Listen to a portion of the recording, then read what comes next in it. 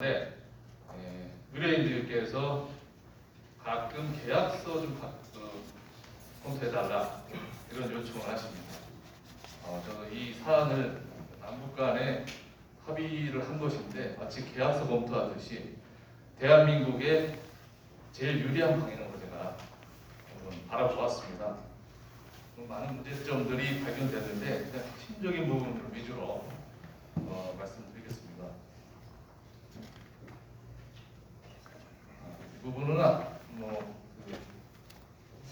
군사 합의가 있은 이후에 2018년 10월 28일에 대한민국 수석대표 김도균 대북정책관과 북측 수석대표 안익산 육군 중장이 손잡고 이렇게 대화를 나눈 장면인데요.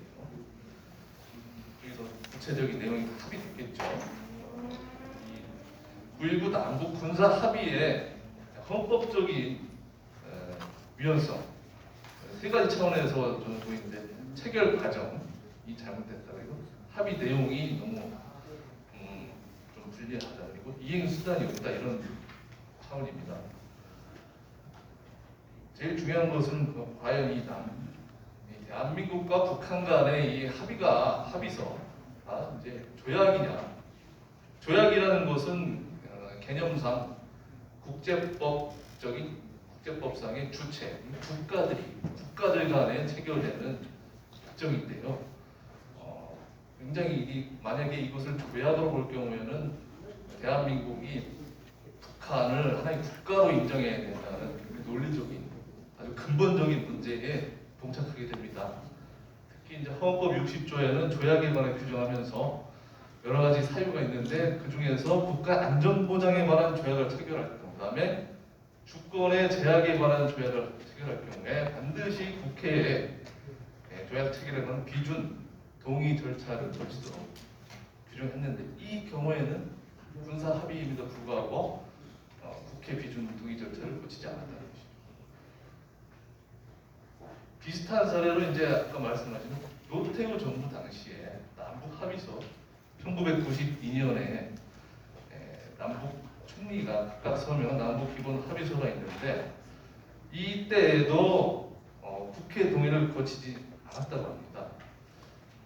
북쪽에서는 최고인민위원회 의장의 비준을 받았다고 해요. 그런데 대한민국에서 국회에서는 절대 비준한 적이 없습니다. 그래서 아직까지 효력이 문제가 되는데 북한에서는 다 비준했는데 남한에서는 비준 안 하냐 이런 얘기를 하실 수도 있는데 그것은 간단합니다. 북한은 프롤레타리아 독재 이론에 기반해서 삼권 분립이 전혀 인정되지 않고 권력이 1인 집중된 전체주의 국가이기 때문에 최고인민위원회가 있다고 하더라도 그것은 수령의 의사이지 어떤 권력 분립, 대한민국처럼 입법부라는 어떤 권력 분립의 원리에서 그런 식으로 이제 비준된 게 아니라는 얘기죠.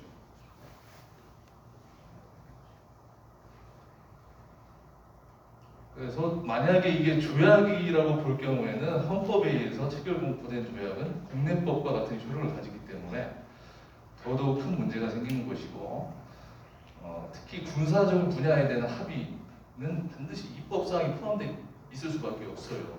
그래서 만약 국회 비준을 거치지 않고 당연히 효력을 인정하게 된다면 굉장한 그 입법상의 문제가 생기게 되는 것입니다. 2000년에 김대중 정부 때 1차 남북 정상회담 결과물로 발표된 6.15 공동선언, 아까 어떤 분은 눈물을 흘리면서 기뻐했다 그러는데 저도 그때 당시 대학생이었는데 학교에 있는 모든 운동권 학생들이 만세를 부르고 며칠 동안 술을 마셨어요. 이제 통일된다고. 저는 무슨 통일이냐 그때도 그랬는데 분위기가 그랬다는 얘기죠. 꼭 좌파 정부가 들어서면 저런 식으로 분위기를 선동을 하게 되어 있습니다. 2007년에 2차 남북 정상회담 그때 노무현 정부인데 14선이라는 걸 했는데 사실 국민들은 저 내용이 뭔지도 모르고 있어요. 둘 다 국회 비준을 거치지 않았습니다. 정상 간에는 분명히 합의했다고 그러는데 왜 국민의 대표 기구인 국회에는 왜 동의를 받지 않을까요? 저는 전형적인 공산주의자들의 어떤 기반 전술이라고 봅니다. 비슷한 사례로 동독 서독 간의 기본 조약이라는 게 있다고 해요. 그런데 이 경우에는 서독에서 연방 참의원이 비준 동의했어요. 해가지고 우리나라처럼 헌법적으로 체결된 조약은 자동적으로 국내법적 효력을 가지는 것과 달리 독일에서는 별도의 이행 법률을 제정한다고요. 국회에서 이행 법률의 형식으로 국내법으로 편입이 됐습니다. 그래서 아주 안정적으로 통일의 기반을 갖추게 된 거죠. 그리고 의회의 비준을 받았다는 것은 서독 국민들에게 절대적으로 유리했기 때문에 동의를 받을 수 있었던 것이지 우리나라처럼 이렇게 기만적인 방법으로 회피하는 것이 아니라는 얘기죠. 따라서 이제 독일과 달리 남북 합의, 우리가 하고 있는 남북 합의는 통일에 전혀 도움이 안 된다는 것이죠. 그 이후에 이제 4대 공역 합의서라고 해서 2000년도에 체결된 게 있는데 그때는 저런 것은 이제 2003년에 국회 동의를 받았다고 합니다. 그 이후에도 뭐 한 9차례에 걸쳐 경협 합의서가 체결됐는데 그런 것들은 동의를 받았다고 해요. 또 그와 달리 왜 꼭 군사 합의에 관해서는 동의를 받지 않았을까 또 의문을 제기할 수밖에 없는 것이죠. 네. 그래서 도대체 이 북한과 대한민국의 관계를 어떻게 설정한 것인가? 이 92년에 노태우 정부에서 체결한 남북 기본 합의서에서 규정을 명백히 했습니다. 아직까지는 남한과 북한은 나라와 나라의 관계가 아니고 통일을 지향하는 과정에서 잠정적으로 형성되는 특수한 관계다 이렇게 애매하게 규정을 하고 나간 것입니다. 지금 헌법재판소에도 아직까지도 저런 입장을 유지하고 있죠. 대한민국과 북한은 서로 간 이적 단체이기도 하지만 동시에 통일을 향해서 같이 가는 관계 이런 식으로 이중적으로 규정을 했기 때문에 계속 마찰이 생기고 있습니다. 정작 문재인 정권에서 왜 이 남북군사 합의서 국회 비준 안 받냐 이렇게 항의를 받으니까 청와대에서 발표를 합니다. 북한은 국가가 아니다. 그리고 남북 합의서는 조약도 아니다. 그러니까 국회의 동의를 받을 필요가 없다. 이런 식으로 이제 둘러쳤습니다. 청와대 공식 입장인데, 그러면 사실상 뭐 조약이 아니라는 거죠. 저도 조약으로 보아서는 안 된다고 생각을 합니다.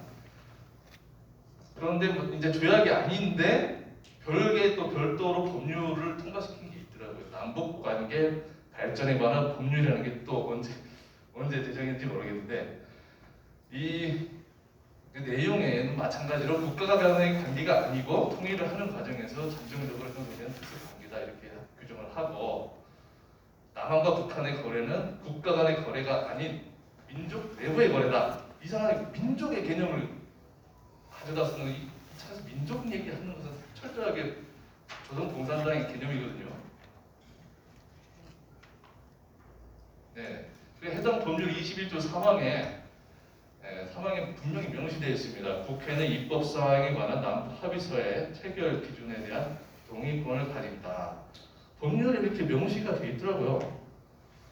분명히 명시가 되어 있는데 국회의 비준 안 받은 것이 이건 이미 이것만 해도 법률 위반입니다.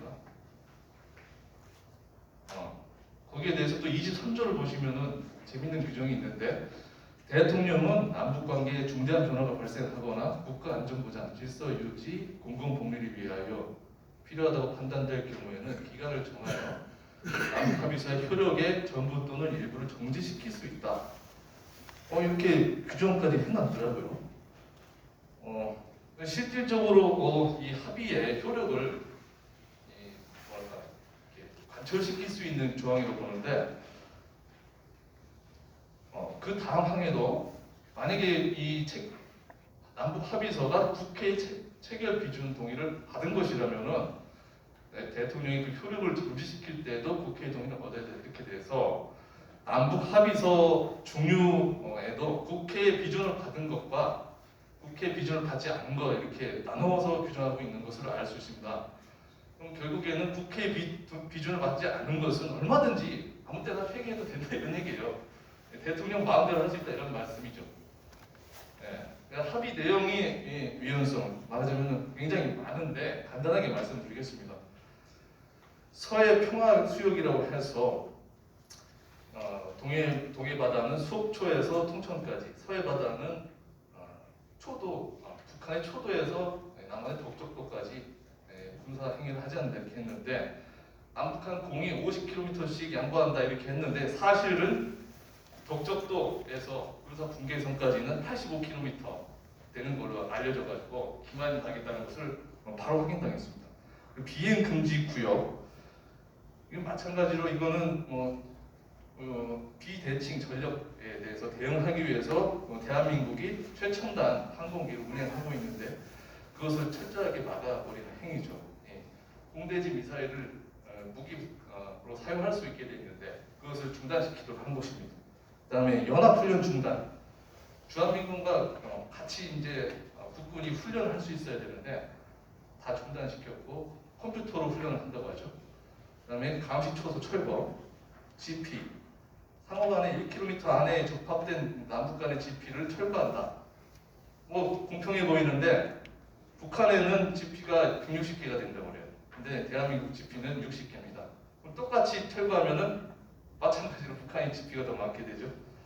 이것도 진 거고. 그다음에 야외 기동 훈련 중지, 연대급 부대의 기동 훈련 전부 중단되고. 저는 좀 제일 이상한 것이 한강 하구를 공동으로 이용하기로 한다 이런 내용도 있더라고요. 그래서 남한과 북한이 공동 조사해가지고 한강 하구 굉장히 넓죠. 인증강으로 연결돼가지고 서해안과 이렇게 넓게 만나는데, 이게 저도 이제 김포에서 파주를 이렇게 도로를 따라서 보면은 넓게 이게 한강 하구가 나옵니다. 그럼 거기 완전 바다에, 넓은 바다예요. 바다인데 그거를 공동이 이용한다? 한강은 우리나라 강인데 거기 수역을 왜 북한이랑 공동 이용합니까? 그래서 또 공동으로 조사를 해가지고 암초가 몇십 개 나왔다 이런 자료를 다 수집을 해가지고 해도를 만들었어요. 그 해도를 북측에 제공했습니다. 얼마든지 간첩이 들어올 때 방해물 없이 들어올 수 있도록 저는 도와준 거라고 생각합니다. 사실 합의 내용의 차원에서 보면은 전부 다 모든 조항들이 북한은 아무 상관없고 대한민국만 불리한 내용만 규정되어 있다는 얘기입니다. 그럼 만약에 북한이 이걸 안 지킬 때 우리는 어떻게 대응할 수 있느냐? 대응 수단은 없습니다. 19년 11월 23일 황해도 접견 창린도에서 김정은의 참관하에 포사격을 실시했습니다. 그 체결 이후에요. 분명히 군사적 행위 안 한다고 합의했는데 20년 5월 3일에 강원도 비무장지대에서 아군 지피에 북한에서 연발 기관총을 적중을 시켰어요. 그냥 쏜 것도 아니고 그냥 조준 사격을 했다는 거죠. 그리고 2020년 9월 22일 그 유명한 그 해수부 공무원 총으로 쏴가지고 사망했죠. 이런 것들은 어떻게 설명할 것입니까? 북한은 절대 일부러 이거를 어긴다고 여겨질 정도로 전혀 지키지 않고 있죠. 거기에 대해서 우리나라는 어떤 대응을 했느냐? 항의 서한 전달이에요. 그게 끝이에요. 도대체 어떤 계약서에도 일방적으로 이렇게 불리하게 쓰는 사람은 없거든요. 각각의 사이에. 그래서 제가 생각해봤는데 도대체 아무것도 없는데 우리는 그럼 어떤 조치를 취했어야 하나? 그 위반한 사람에 대해서 사법 처리 조항을 만들었으면 어땠을까? 그 다음에 손해배상 청구권까지 규정했으면 어땠을까? 그 다음에 만약에 그렇다면 동일한 수준으로 보복을 할 수 있다. 이렇게 하면 얼마나 좋습니까? 서로 공격 안 할 거 아닙니까? 그 다음에 효력 정지를 규정한. 당연히 위반하면은 바로 그날로부터 효력이 정지된다. 이런 게 있었어야죠. 저는 그래서 저때 이런 남북군사 합의서는 일방만 지키게 되어 있는 기만적인 합의서다 이렇게 볼 수밖에 없는 것이죠. 마지막으로 말씀드리는데 좀 정리를 해봤는데요. 결론적으로는 국회의 비준을 일단 받지 않았다. 이게 군사 합의인데 철저하게 입법사항이 포함된 부분인데 국회가 모르게 대통령이 혼자서 행정부가 나서서 체결해버리니까 이건 삼권 분립에 아주 위반되는 행위고 반역적이라고 볼 수도 있죠. 그리고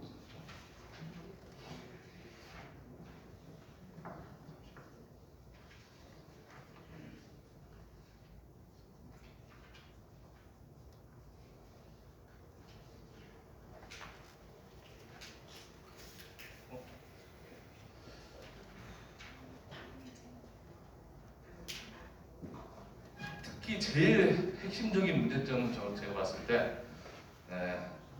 미사일과 관련된 합의가 전혀 없다. 군사 합의 아닙니까? 군사 합의 지금 남북한의 제일 중요한 거는 미사일과 핵이죠. 왜 미사일 핵은 금지한다 이렇게 안 합니까? 제일 본질적인 부분을 누락시켰기 때문에 이건 계약서라고 볼 수도 없습니다. 그리고 반복된 이 남북 합의로 인해서 북한의 어떤 국가라는 것을 우리가 인정하는 계기가 될 수가 있어요. 이것도 우리가 일방적으로 당하는 측면이라고 봅니다. 그리고 북한은 지키지 않으면서 우리 대한민국만 일방적으로 모든 군사적인 행위를 다 물리면서 우리만 준수하고 있다는 점에서 헌법 66조에 규정되어 있는 국가의 계속성과 헌법을 수호할 대통령의 책무를 위반하고 있다고 보는 것입니다. 아까 뭐 조약이냐 아니냐 이런 말씀을 드렸는데 이게 진짜로 조약으로 인정을 해야 되냐? 만약에 좌파들 논리대로 아니면 청와대나 뭐 부인했지만 이 남북 합의가 진짜 조약처럼 이렇게 떠받들어져야 된다면은 그러면 과연 실질적으로 미국과 예를 들어 미국과 중국이 전쟁을 하게 될 때 그러면은 우리는 전시 상황에서 북쪽으로는 절대 진격할 수 없게 되는 것이죠. 그런 모순에 봉착됩니다. 그리고 만약에 대한민국하고 중국하고 전쟁할 수가 있는데 절대 이쪽으로는 북한하고는 아무런 적대적인 할 수 없게 됩니다. 그 모순에 처하는 것이죠. 그리고 마지막으로 이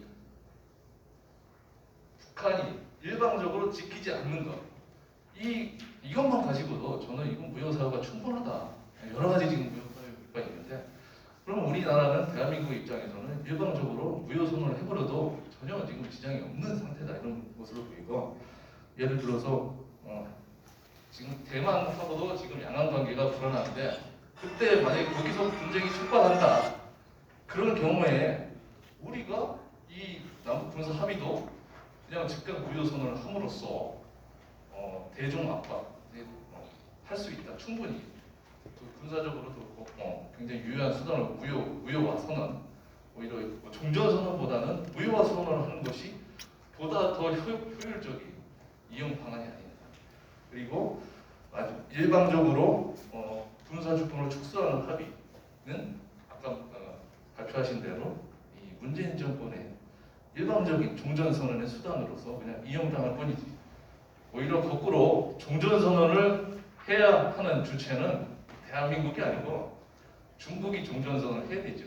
중국이 종전선언을 하고 북한이 종전선언을 하는 것이 그게 사리 합당하고 그것이 종전선언을 할 권한이 있는 사람도 대한민국은 없지 않습니까? 그 당사자인 중국과 북한이 종전선언을 해야죠. 사실 그런 차원에서 지금 남북 군사 합의는 얼마든지 지금 폐기해도 아무런 상관이 없다는 결론으로 말씀드리겠습니다. 감사합니다.